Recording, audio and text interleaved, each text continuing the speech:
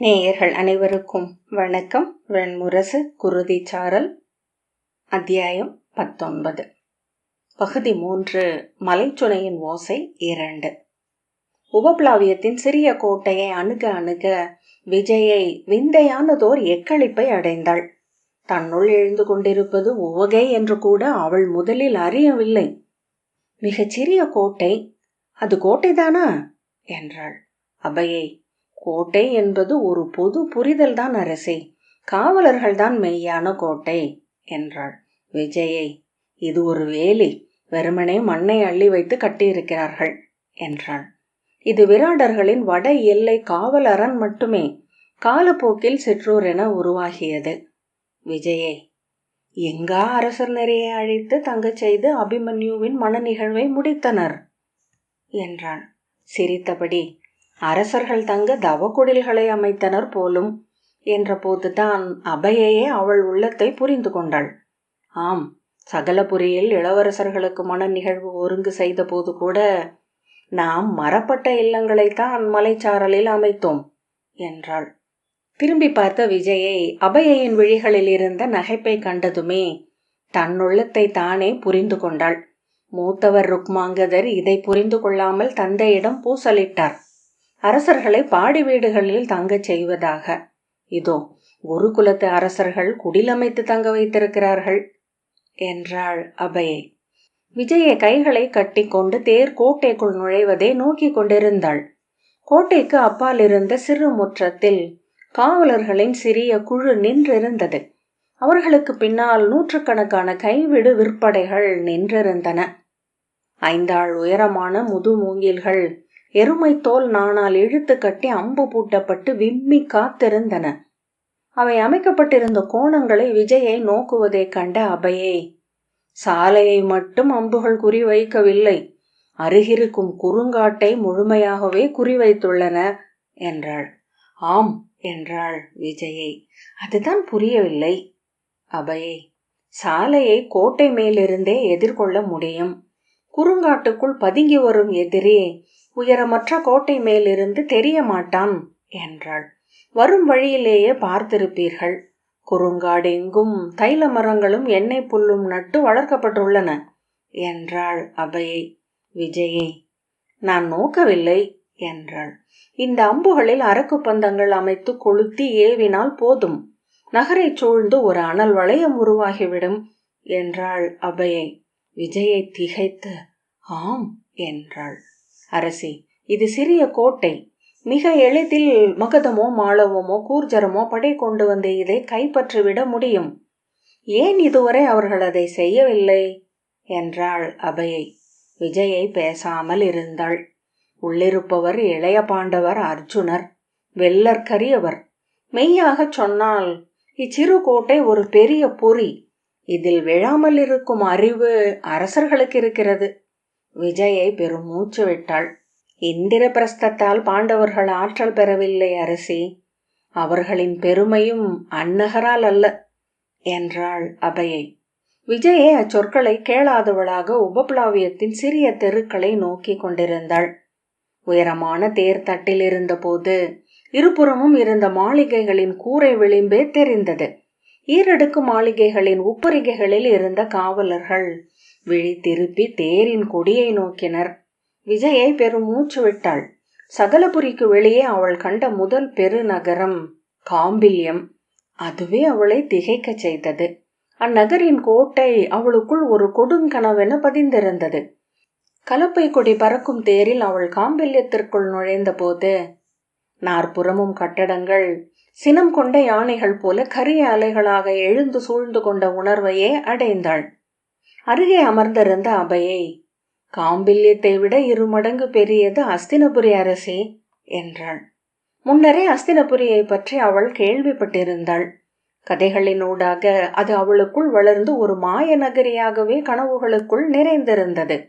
அதன் கோபுர முகடுகளில் மலைக்கழுகுகள் அமர்ந்திருக்கும் என்றும், 1000 கைவிடு படைகளில் 1000 கந்தர்வர்கள் நிறுவப்பட்டு எதிரிகளுக்காக காத்திருக்கிறார்கள் என்றும், அந்நகரில் காலையிலும் மாலையிலும் முன்னோர் இளங்காற்றுகளாக வீசி நகரை தூய்மைப்படுத்துகிறார்கள் என்றும் விரலியர் பாடுகையில் அதை மேலும் பெரிய உளக்காட்சியாகவே அவள் வளர்த்து கொண்டாள்.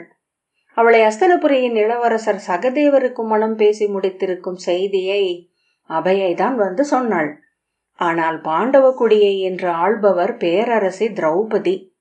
இளையவரின் அரசி என்று உங்களுக்கு கொடியும் பல்லக்கும் உண்டு. மலைமகளுக்கு அதுவே பெரிய பேரு என்றாள். அவள் அருகிருந்த கலத்தை எடுத்து அபயை மேல் வீசி, கொன்று விடுவேன், கொன்று விடுவேன் என்று கூவினாள். அபயை அதை எளிதில் தவிர்த்து, இந்த சினமே நீங்கள் ஒரு நாளில் மணமகளாகி விடுவீர்கள் என்பதற்கான சான்று இளவரசி. மனம் பேசப்படுவதை 4 நாட்களாகவே அறிந்திருப்பீர்கள். அஸ்தினபுரி மீது கொண்ட விழைவால் அந்த மனத்தை ஏற்றுக்கொண்டு விட்டீர்கள். அதன் பொருட்டு நாணமும் கொள்கிறீர்கள். ஆகவே சினம் கொள்கிறீர்கள் என்றாள். விஜயை வாளை உருவியபடி, கொன்று விடுவேன் இழி மகளே, என்னை சிறுமை செய்கிறாயா?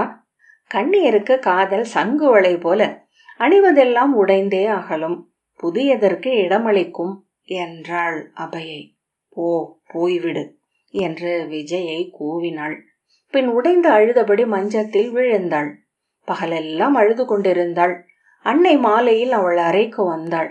ஏன் விழிநீர் விடுகிறாய் என் செல்லமே என்று அவள் கூந்தலை வருடினாள். நன்றாக அழுதுவிடு. அழட்டும். அழுகையின் ஊடாகவே பெண்கள் தங்களை தாங்களே கடக்கிறார்கள் என்று நான் தான் சொன்னேன். அவள் அன்னையின் மடியில் தலை வைத்து கதறி அழுதாள். இதோ பார், நாம் அரசியர். நீ அடுமனை பெண்டாகவோ வயலில் உழலும் வேளாட்டியாகவோ பிறக்கவில்லை. நீ அடைந்த அரச கேளிக்கை அனைத்தும் இப்பிறப்பால் உனக்கு கிடைத்தவையே. அவை வெறுமனே அளிக்கப்படுவதில்லை. ஆணென்றால் களம் நின்று குலம் காக்க வேண்டும் என்ற கடமை உள்ளது. பெண் என்றால் குடி பெருக்க வேண்டும் என்பது மூதாதையரின் ஆணை. நாம் கருவறைகள் அன்றி பிரிதல்ல. எது மத்திரத்திற்கு உகந்ததோ அதை செய்வதே உன் கடமை. இன்று பாண்டவ குடியுடனான உறவே நமக்கு உகந்ததே என எவரும் அறிவர். பால்ஹீகம் சிற்றரசு. அவனோ அதற்கு அரசன் கூட அல்ல. அவ்வெண்ணத்தை ஒழிக. அது நமக்கு நன்றல்ல. பாண்டவர்களின் உறவு நம்மை இங்கே உரம் கொண்டவர்களாக நிறுத்தும். உன் உளத்துயரை நான் அறிவேன். மெய்யே, இது ஒரு அரசியல் பலிபீடம். நீ மட்டும் அல்ல, பெண்கள் எல்லாம் அதில் பலி விலங்குகளே. ஆனால் அரசியர் பிறந்ததே அவ்வாறு தன்னை பலி கொடுக்கவே என்றாள் அன்னை. அவள் மீண்டும் கதறி அழுதாள். ஆனால் மிக எளிதாக அந்த பாவனையின் ஊடாக கடந்து மறுபக்கம் சென்றாள். தன்னை பலிமொகள் என்றும் நாட்டுக்காக தற்கொடை கொடுத்து கொண்டவள் என்றும் எண்ணி எண்ணி பின் அதை நம்பினாள். மணநாள் நெருங்குகையில் எண்ணி எண்ணி கண்ணம் சிவப்பவளாக ஆகிவிட்டிருந்தாள். எப்போதுமே அவள் சடங்குகளை சலிப்பாகவே பார்த்து வந்திருந்தாள். அரசவையில் முகத்தின் மேல் தலையாடியை இழுத்து விட்டு கொண்டு அரை துயிலில் அமர்ந்திருப்பாள். ஆனால் திருமணத்தை ஒட்டிய ஒவ்வொரு சடங்கும் அவளை உளம் கிளறச் செய்து கனவு மயக்கில் நிறுத்தி வைத்தது. மங்கள இசையும் நறுமணங்களும் வண்ணங்களும் இன்சுவையுமாக புலன்கள் அனைத்தும் நிறைந்து வழிந்தன. எண்ணங்கள் நேற்று நாளை இல்லாமல் அன்றில் நின்று நுரைத்தன.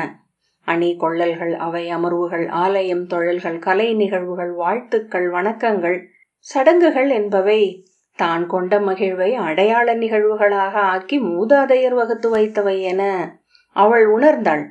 அவற்றை மீண்டும் மகிழ்வுகளாக ஆக்கிக் கொள்பவர்கள் மானுடத்தினூடாக ஓடிச் செல்லும் கொண்டாட்டம் ஒன்றின் துளி என்றாகிறார்கள்.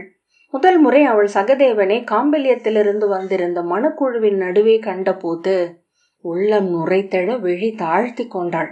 இருவர், ஒருவர் கரியவர், இன்னொருவர் வெண்மை. வெண்ணிறத்தார் உங்களுக்கு அரசி என்றாள் அபயை. அழகர். பாண்டவர்களிலேயே அவர் மாறா இளமை கொண்டவர் என்கிறார்கள். ஒரு கணம் மட்டுமே நோக்கியமையாலேயே அவ்வுருவம் விழிகளுக்குள் பருப்பொருள் என படிந்து என்ன பெருக்கு அலைத்தலைத்து கழுவி சென்றாலும் அழியாது அங்கிருந்தது. அவனை அகவிழிகளால் நோக்கியபடி புறவிழிகள் மலைத்திருக்க மஞ்சத்தில் கிடந்தாள். சித்தமழிந்து துயில் கொள்கையில் அவன் மேலும் தெளிவுறு கொண்டு புன்னகையும் விழியொளியும் சூடி அருகணைந்தான். அவன் உடலின் வெம்மையையும் மணத்தையும் உணர முடிந்தது. அவன் விரல்களின் மெல்லிய தொடுகையை அறிய இயன்றது. பின் அவன் உதடுகளின் ஊன்மணம் கொண்ட முத்தத்தையும் அவள் அடைந்தாள். 18 நாள் மன நிகழ்வுகள் முடிந்த பின்னர் காம்பல்யத்திலிருந்து வந்த மகட்கோள் குழுவுடன் அவள் கிளம்பிய போது அன்னையர் அரண்மனை முற்றம் வரை வந்து தழுவி விழிநீர் உகுத்து அன்பு சொல்லும் ஆற்றுப்படுத்தலும் உரைத்து வழி அனுப்பினர். மூத்த அரசரும் தந்தையும் கோட்டை முகப்பு வரை வந்து வாழ்த்தி சொல்லளித்தனர். மூத்தவர்கள் ருக்மாங்கதனும் ருக்மரதனும் 108 வண்டிகளில் சீர்வரிசைகளுடன் உடன் வந்தனர். தேரின் பட்டுத்திரைகளை விலைக்கு தொடர்ந்து வந்த அந்த வண்டி நிறைகளை நோக்கிய போது அவள் உளம் பெருகினாள். அருகிருந்த அபயிடம், இத்தனை சீர்வரிசை தேவையா? சகலபுரியின் கருவூலமே ஒழிந்து உடன் வருவது போல் உள்ளது. ஆம் அரசே, பெரும்பாலும் கருவூலம் நம்முடன் கிளம்பிவிட்டது என்றாள் அபயை. பின்னர் புன்னகைத்து, ஆனால் தாழ்வில்லை, இன்னும் ஓராண்டுக்குள் அதை ஈட்டிவிட முடியும் என்றாள் அபயை. விஜயை அவள் சொற்களில் இருந்த நஞ்சை உணர்ந்து, ஏன் என்றாள். நேற்றே மூத்த அரசர் சொங்க நிலைகளின் மேல் மத்திரத்தின் கலப்பை கொடி ஏறுவதை பற்றி பேசிக் கொண்டிருந்தார் என்றாள். என்னை வைத்து வணிகம் செய்கிறார்கள் என்கிறாயா என்றாள் விஜயை. ஆம், என்ன ஐயம் என்றாள் அபயை. சினத்துடன் சொல்லெடுத்த பின் விஜயை வாய் நிறுத்தி கொண்டாள். ஆனால் சற்று நேரத்திலேயே உள்ளம் மீண்டும் திரும்பிக் கொண்டது. என்னை வைத்து வணிகம் செய்கிறார்கள். என் மதிப்பு சகலபுரியை விட மத்திரத்தை விட பெரியது. என் குடியே பெரும் குலமாகும். என் நகரின் கோல் பெருகும். நான் அவர்களுக்கு அருளிய திருமகள். அந்த மிதப்பை அபையை கலைக்கக்கூடும் என்று எண்ணி அதன் பின் காம்பில்யம் வருவது வரை அவளிடம் ஒரு சொல்லும் பேசவில்லை. நாம் நாளை காலை காம்பில்யத்தை சென்றடைவோம் அரசி என்றாள் அபயை. அவர்களின் தேர் நிறை மலை சரிவு பாதையில் இறங்கிக் கொண்டிருந்தது. முன்னால் சென்று கொண்டிருந்த தேர்களில் மின் கதிர்கொடியும் கலப்பை கொடியும் பறந்து கொண்டிருந்தன. ஆம், சொன்னார்கள் என்றாள் விஜயை. அஸ்தினபுரி கதைகளினூடாக நம் உள்ளத்தில் பேருருவம் கொண்டிருக்கும். ஆனால் நேரில் பார்க்கையில் நம் கற்பனைகளை வெல்லும் என்கிறார்கள். அப்போது அந்நகரமே தன் உடைமை என்னும் மாய எண்ணத்தால் அவள் உளமிழப்பெற்றாள். ஹஸ்தியின் நகரம், பிரதீபரின் நகரம் என்றாள் அபயை. இன்று பாரத வருஷத்தில் அதைவிட பெரிய நகரம் துவாரகை மட்டுமே என்கிறார்கள். அவள் நெஞ்சு கொப்பளிக்க, ஆம், ஆனால் துவாரகை என்ன இருந்தாலும் யாதவபுரி. அபயை, ஆனால் அதை அனைவரும் அஞ்சுகிறார்கள். இங்குள்ள அத்தனை அரசு சூழ்தல்களும் துவாரகைக்கு எதிராகவே மையம் கொள்கின்றன. அறிந்திருப்பீர்கள் அரசி, நேற்று முன்னாள் அஸ்தினபுரியின் இளவரசி துச்சலையை சிந்துவின் அரசர் ஜெயத்ரதருக்கு மணமளிக்க முடிவெடுத்திருக்கிறார்கள். அவள் கயிற்றை பற்றி ஒளிவிடும் நீர்ப்பரப்பை நோக்கியபடி, ஓ, சோமதத்தரின் மைந்தர் பூரிசிரவசும் அங்குதான் இருக்கிறார் என்றாள் அபயை. அவள் தலை அசைத்தாள். உள்ளம் விம்மி அவளுக்கு விழி நீர் சுரந்தது. எண்ணிய அனைத்தும் என ஒரு சொல் எழுந்தது அகத்தில். எண்ணிய அனைத்தும், எண்ணிய அனைத்தும்.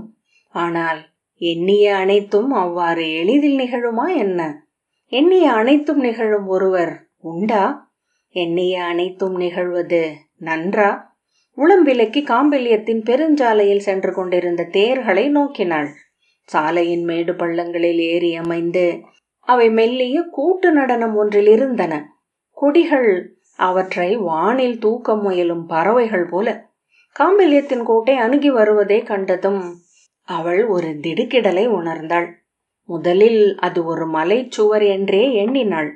அதன் நடுவே கணவாய் ஒன்றுள்ளது போலும் என எண்ணி விழி துலக்கிய போது அதன் மேல் காவல் மாடங்கள் தெரிந்தன.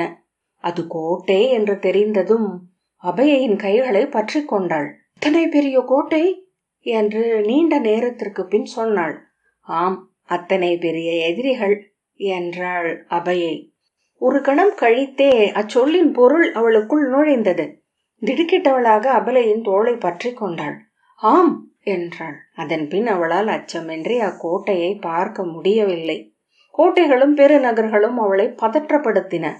காம்பல்யத்திலிருந்து மறுநாளே துவாரகைக்கு சென்ற போது அப்பெருநகரின் மாளிகைகள் அரக்கர் படைகள் என வந்து சூழ்ந்து கொண்டதாகவே உணர்ந்தாள். தொலைவிலேயே அக்கோட்டையை பார்ப்பதை தவிர்க்க கைகளால் கண்களை மூடிக்கொண்டாள். புற்று வளர்வது போல நகரங்கள் வளர்கின்றன என்று அவளுக்கு தோன்றியது. சிறு சிதல் பெருக்கென மக்கள் பிறந்திருந்து அதை அவர்கள் எழுப்பிக் கொண்டே இருக்கிறார்கள். இந்திரபிரஸ்தம் அவளுக்கு நகரென்றே தோன்றவில்லை. அது மலைமுடிகளின் சூழ்கை. மானுடரை ஒரு பொருட்டென கருதாதவை மலைகள். உபப்ளாவியத்தின் மக்களை விஜயை திரைச்சீலையினூடாக நோக்கி கொண்டிருந்தாள். அவர்கள் அவள் தேரிலிருந்து கலப்பை கொடியை பார்த்து விட்டிருந்தார்கள். உணர்வில்லாத விழிகளுடன் அதை நோக்கி நின்றனர். அவள் காவலரின் விழிகளை நோக்கினாள். அவற்றிலும் அதே உணர்வின்மை. திரையை மூடிவிட்டு, மஸ்திரம் அஸ்தினபுரியுடன் சேர்ந்து கொண்டதை இவர்கள் அறிவார்களா என்றாள். உறுதியாக அறிந்திருப்பார்கள் அரசி. பொதுவாக இத்தகைய தருணங்களில் மக்கள் அரசு செய்திகளை அறிய மிகுந்த ஆவல் கொண்டிருப்பார்கள். விஜயை மீண்டும் வெளியே பார்த்துவிட்டு, ஆனால் அவர்கள் அரசு செய்திகளை எப்படி அறிய முடியும்? அபையை, ஒருவராக அவர்கள் அறிவதே சிறந்தது. ஆனால் ஒரு நகர் என்பது பல்லாயிரம் பேர் சேர்ந்த பேருள்ளம். அதற்கு செவியும் கண்ணும் நாவும் பல்லாயிரம் மடங்கு. ஊசி விழும் ஒலியையும் அது கேட்கும். விழியசைவில் எண்ணங்களை படித்தெடுக்கும் என்றாள் அபையை.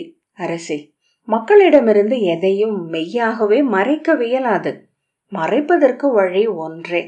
மக்கள் விரும்புவதொன்றை அவர்களுக்கு அளித்தல், அதை கொண்டு மெய்யை மறைத்தல். அவர்களே அதை பெருக்கிக் கொள்வார்கள். நீ அரசவைகளில் அமர வேண்டியவள் என்றாள் விஜயை. நினைவறிந்த நாள் முதலே நான் அரசவைகளில்தானே இருக்கிறேன். எந்த பக்கமும் நிற்காதவள் என்பதனால் மேலும் கற்கிறேன் என்றாள் அபையை. விஜயை, இவர்கள் என்ன நினைக்கிறார்கள் என்னை பற்றி? அவர்களின் விழிகளை நோக்க வேண்டாம் அரசி. மேலெழுந்தவர்கள் முன் அவற்றை மறைக்க கற்றிருப்பார்கள். அவர்களின் உடல்களை நோக்குக, அவை கட்டற்றவை என்றாள் அபையை.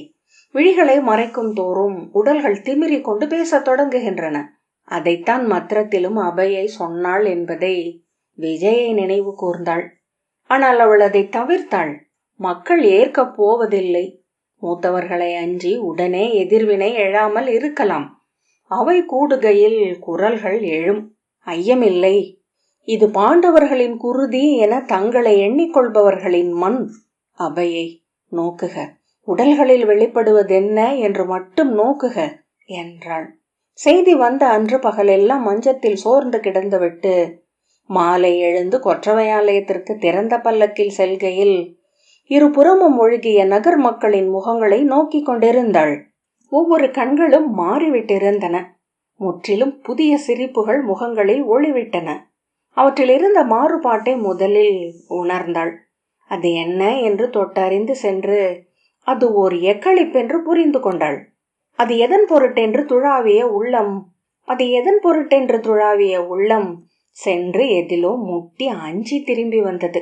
அருகிருந்த அபையின் கைகளை பற்றி, ஆமடி, என் நகர் மக்கள் மகிழ்கிறார்கள். அஸ்தினபுரியுடனான உறவை அவர்கள் கொண்டாடுகிறார்கள்.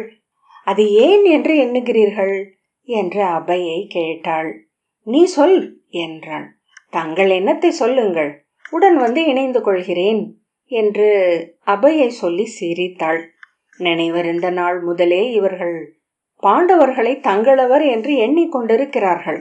ஆகவே அது பழகிய எண்ணம். அஸ்தினபுரியுடன் சேர்ந்து கொள்வதென்பது புதியது. ஆகவே உளக்கிளர்ச்சி அளிப்பது. மக்கள் உளக்கிளர்ச்சி அளிக்கும் எதையுமே சென்று தழுவிக்கொள்கிறார்கள். அது ஆலகாலமாகவோ எதிரியாகவோ இருப்பினும் மெய்தான் என்று நகைத்த அபையை, மேலும் ஒன்று உள்ளது. இவர்கள் தங்கள் அன்பை பாண்டவர்களுக்கு அளித்து கொண்டே இருக்கிறார்கள். அன்பை அளிக்கும் ஒவ்வொருவரும் மிக அரிதான ஒன்றை தங்களிடம் இருந்து அளிக்கிறோம் என்று எண்ணம் கொண்டிருப்பார்கள். அவ்வுள்ளத்தின் ஆழத்தில் பிரிதொரு மூளை அதற்கு நிகரான ஒன்றை எதிர்பார்த்து கொண்டே இருக்கும். அவ்வன்பு அவர்களுக்கு மிக மிக அரிதானதென்பதனால் அவர்கள் எதிர்பார்ப்பது அதைவிட மிக அரிதான ஒன்றையே. ஆகவே அன்பை அளிக்கும் எவரும் அதற்கு அவர்கள் வைக்கும் மிகச் சிறிய விலையை கூட திரும்ப பெறுவதில்லை. அன்பு காட்டுபவர்கள் சிறுமைப்படுத்தப்பட்டதாக ஒரு தருணத்தில் உணராமல் இருக்க வாய்ப்பே இல்லை என்றாள் அபையை. அரசி, அன்பு திரிந்தே வெறுப்பாகிறது. இப்புவியில் இதுவரை பேரழிவுகளை உருவாக்கியது அன்பே. கடல் என குருதி கோரி பீடத்தில் அமர்ந்திருக்கும் அப்பெருந்தெய்வம் அன்பென பிரிதொரு பெயரையும் கொண்டது. இப்படி எதை வேண்டுமானாலும் சொல்லிக்கொண்டே போகலாம் என்று சொல்லி விஜயை தலையை திருப்பினாள். முழந்தாளிட்டு அவள் அருகே வந்த அபயை, எண்ணி நோக்குக அரசி, இந்த மக்களில் எழுந்த சொற்களை நான் சொல்கிறேன். எங்களை எளிதென்று எண்ணினாயல்லவா? எங்கள் அன்பு காற்றென நீரென வெறுமனே கிடைப்பது என்பது உன் கருத்தல்லவா? இப்போது உணர்க, அது அரிது. உன் தகுதியால் அல்ல, நம் ஊழினாலும் அல்ல, என் கனிவால் அது உனக்கு அளிக்கப்பட்டது. அதை அடைந்த போது நீ வணங்கவில்லை. இன்று அதை தவிர்க்கையில் உணர்ந்து உணர்ந்து நீ தவிப்பாய், இறங்கி வருவாய், மன்றாடி விழி நீர் சிந்துவாய், ஏமாற்றம் கொண்டு துயில் நீப்பாய். அதுவே என் அன்புக்கு நீ அளிக்கும் மெய்யான எதிர்வினை.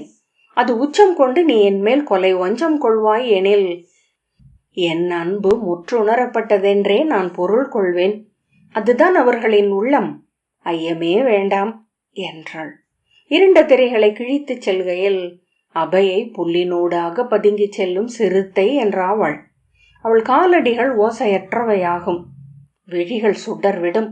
அவள் குரல் தாழ்ந்து தாழ்ந்து விஜயைக்குள்ளிருந்தே எழுவதைப் போல ஒலித்தது.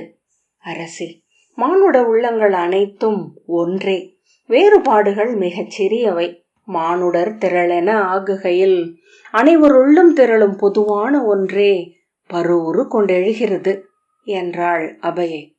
ஆம் என்று விஜயை பெருமூச்சு விட்டாள். உபப்ளாவியத்தின் ஒவ்வொரு கட்டடமும் அவளை அமைதியடைய செய்தது. அரண்மனைக்கு சென்று சேர்வதற்குள்ளாகவே முகப்பில் அவளை வரவேற்க தேவிகையும் சேடியரும் வந்திருந்தார்கள். தேர் சிறிய அரண்மனை முற்றத்தை சென்றடைந்த போது உபப்ளாவியம் அவளுக்குள் சகலபுரியாகவே உருமாறிவிட்டிருந்தது. தேரிலிருந்து இறங்கி அவளை அணுகிய தேவிகை, வருக மற்ற நாட்டரசி, நல்வரவாகுக என்றாள். உன்னை முதலில் சந்தித்தது நிறைவளிக்கிறது என்றாள் விஜயை. உபப்ளாவியத்தின் சேடிகள் அனைவருமே விராடபுரியினர் என்பதை விஜயை கண்டாள். அவர்களின் விழிகள் அவளை தொட்டு சென்ற போது ஒரு ஒவ்வாமையை உணர்ந்தாள். அரண்மனைக்குள் நுழைக்கையிலேயே அந்நகர் அளித்த அனைத்து ஆறுதல்களும் அகன்றன. அக்கணமே அங்கிருந்தே சகலபுரிக்கு திரும்பிவிட வேண்டும் என்ற விளைவை அடைந்தாள். அது ஏன் என எண்ணியபடியே சென்றாள். தேவிகை, பேரரசியும் அரசியும் மைய அறையில் உள்ளனர், நாம் நேராக அங்கே செல்வோம் என்றாள். அப்போது அவள் தன் உணர்வுகளின் ஊற்றை அடையாளம் கண்டு கொண்டாள். காம்பல்யத்திற்கு சீர்வரிசை நிறையுடன் சென்று அரண்மனை முகப்பில் இறங்கிய போது அவளை எதிர்கொள்ள குந்தியும் திரௌபதியும் வந்திருந்தனர். மங்கள இசை சூழ 7 மங்கள தாளங்கள் ஏந்தி வந்து அணிச்சேடியர் குரவையிட்டு வாழ்த்தினர். வைதீகர் கங்கை நீர் தெளித்து வேதம் மோதி நலம் வழுத்தினர். குரவையொலிகள் சூழ அருகணைந்த குந்தியின் கால்களை தொட்டு அவள் வணங்கினாள். அவள் நெற்றியில் கை வைத்து, நன்மங்கலங்கள் கொள்க, நீடு வாழ்க, கொடி வழி பெருகுக என வாழ்த்திய குந்தி அவளை தோள் தொட்டு தூக்கி அணைத்தபடி திரௌபதியிடம், வேதர் நாட்டு பெண்டிரை போல் இருக்கிறாள் அல்லவா என்றாள். திரௌபதி புன்னகை புரிந்தாள். குருதிச்சாரல் 19வது அத்தியாயம் இத்துடன் நிறைவு பெற்றது. நன்றி.